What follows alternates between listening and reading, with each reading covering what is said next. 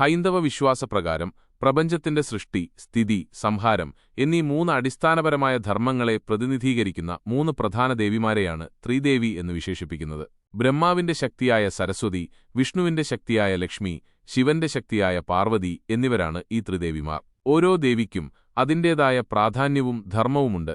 സരസ്വതി ദേവി ജ്ഞാനം, വിദ്യ, സംഗീതം, കല എന്നിവയുടെ ദേവിയാണ്.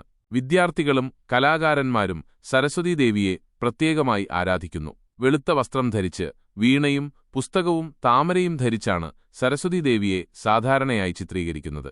അറിവില്ലായ്മയുടെ അന്ധകാരത്തെ ഇല്ലാതാക്കി ജ്ഞാനത്തിന്റെ പ്രകാശത്തെ നൽകുന്നവളായി സരസ്വതിയെ കണക്കാക്കുന്നു. ലക്ഷ്മി ദേവി സമ്പത്ത്, ഐശ്വര്യം, സമൃദ്ധി, സൗന്ദര്യം എന്നിവയുടെ ദേവിയാണ്. വീടുകളിലും വ്യാപാര സ്ഥാപനങ്ങളിലും ലക്ഷ്മീദേവിയെ ആരാധിക്കുന്നത് സർവ്വസാധാരണമാണ്. താമരപ്പൂവിലിരിക്കുന്നവളും കൈകളിൽ താമരയും സ്വർണ്ണനാണയങ്ങളും വഹിക്കുന്നവളുമായാണ് ലക്ഷ്മീദേവിയെ ചിത്രീകരിക്കുന്നത്. ഭക്തർക്ക് ധനവും സന്തോഷവും നൽകി ജീവിതത്തിൽ ഐശ്വര്യം നിറയ്ക്കാൻ ലക്ഷ്മീദേവി അനുഗ്രഹിക്കുന്നുവെന്നാണ് വിശ്വാസം. പാർവതീദേവി, ദുർഗ, കാളി തുടങ്ങിയ വിവിധ രൂപങ്ങളിൽ ആരാധിക്കപ്പെടുന്ന ശക്തിസ്വരൂപിണിയാണ്.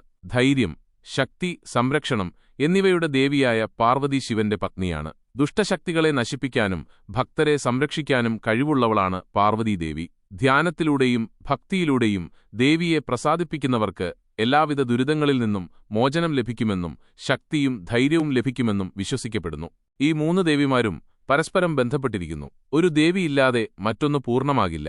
ഉദാഹരണത്തിന്, ജ്ഞാനമില്ലാതെ സമ്പത്തിന് അർത്ഥമില്ല. അതുപോലെ ശക്തിയില്ലാതെ ജ്ഞാനവും സമ്പത്തും നിലനിൽക്കുകയുമില്ല. ത്രിദേവിമാരുടെ ആരാധനയിലൂടെ ജീവിതത്തിൽ സന്തുലിതാവസ്ഥയും പൂർണ്ണതയും കൈവരിക്കാൻ കഴിയുമെന്നാണ് വിശ്വാസം.